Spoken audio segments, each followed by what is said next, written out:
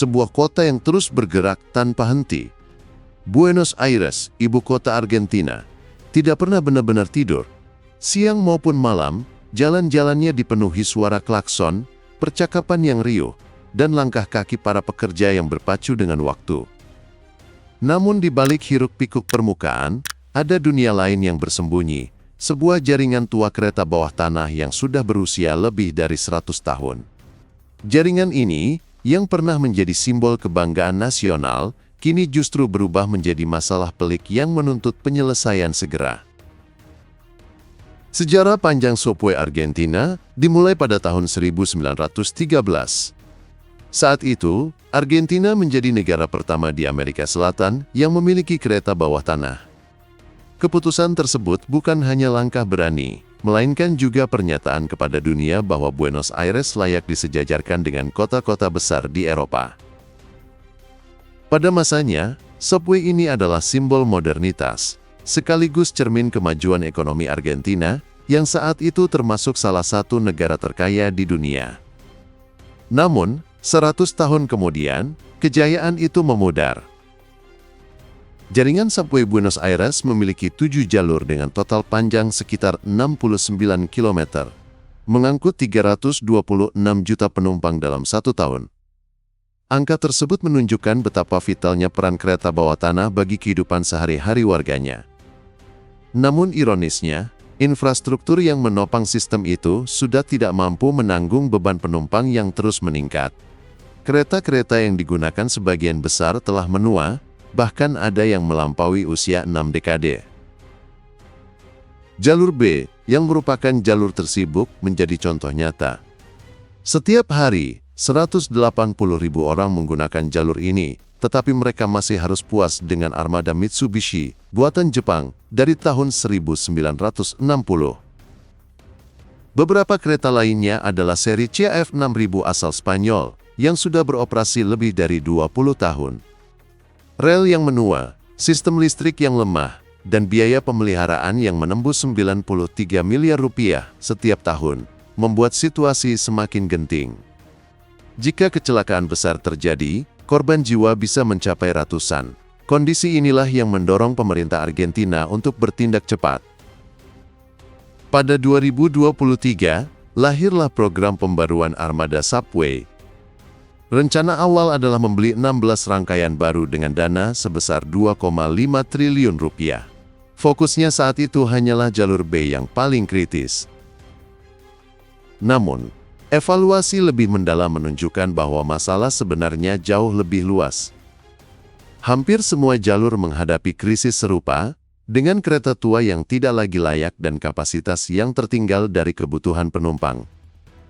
Akhirnya, pemerintah memperluas rencana pengadaan menjadi 29 rangkaian, sekaligus menaikkan standar teknis. Sistem kelistrikan pun ditingkatkan dari 600 volt menjadi 1500 volt, agar lebih sesuai dengan teknologi masa depan yang memungkinkan integrasi sistem otomatis.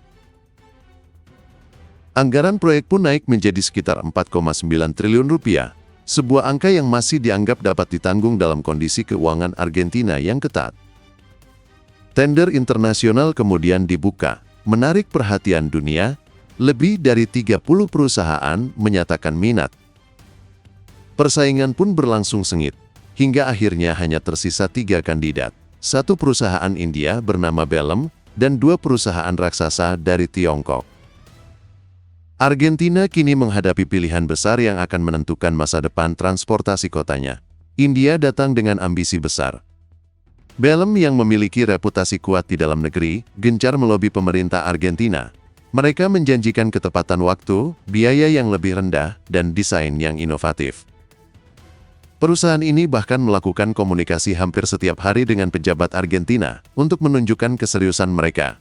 Namun, pada akhirnya, proposal India gagal meyakinkan. Ada beberapa alasan di balik kegagalan tersebut. Dari segi teknis, kereta yang ditawarkan India dianggap belum cukup matang. Sistem penggeraknya dinilai kurang stabil, dan berisiko menyebabkan keterlambatan operasional.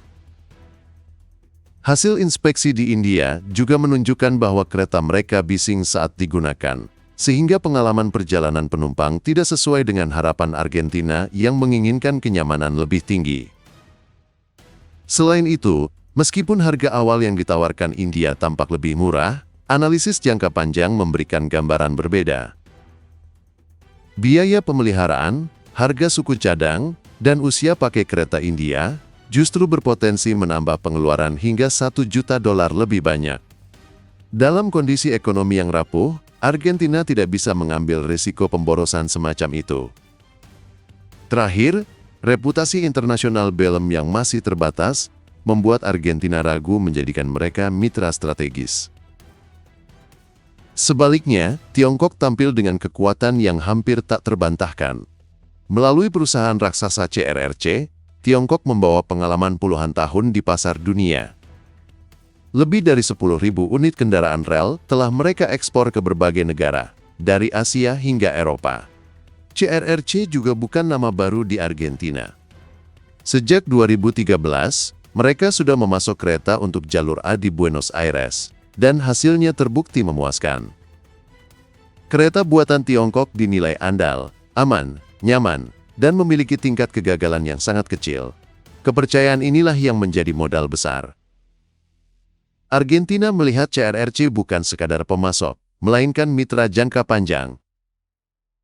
Dalam kontrak terbaru, CRRC akan memproduksi 174 gerbong atau 29 rangkaian kereta untuk Argentina. Rangkaian pertama dijadwalkan mulai beroperasi pada awal 2027, sementara pengiriman berikutnya dilakukan secara bertahap.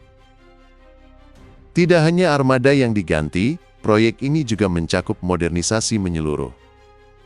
Rel akan diperkuat, sistem kelistrikan diperbarui, dan pasokan energi diganti dari sistem rel ketiga ke sistem catenary yang lebih efisien.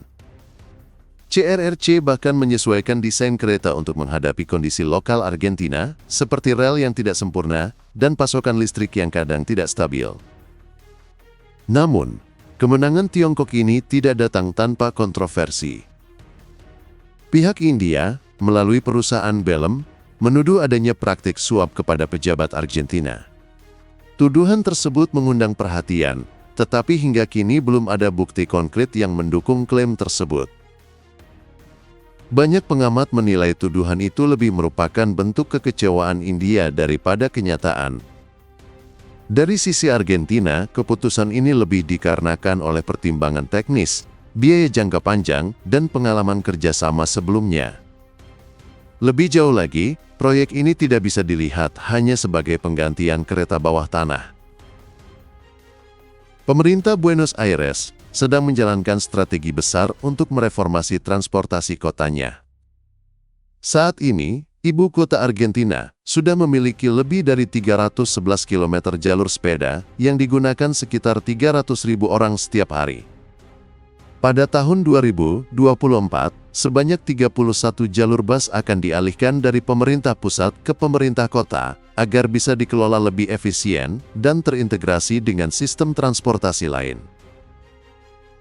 Semua ini menunjukkan adanya visi jangka panjang, menjadikan Buenos Aires kota dengan transportasi modern, ramah lingkungan, dan saling terkoneksi. Kisah tender subway Buenos Aires memberi kita pelajaran berharga. Persaingan ini menunjukkan bahwa proyek infrastruktur besar bukan hanya tentang angka dan teknologi, melainkan juga tentang reputasi, pengalaman, dan kepercayaan yang dibangun dari waktu ke waktu. India datang dengan semangat, tetapi belum memiliki rekam jejak dunia yang cukup kuat. Tiongkok hadir dengan kekuatan penuh, pengalaman luas, dan hubungan yang telah terjalin lama. Pada akhirnya, Argentina memilih jalan yang dianggap paling aman dan paling menjanjikan. Namun, di balik keputusan ini, tersimpan pertanyaan yang lebih besar. Apakah kemenangan Tiongkok hanya akan membawa manfaat teknis, ataukah juga menciptakan ketergantungan baru bagi Argentina terhadap salah satu raksasa dunia?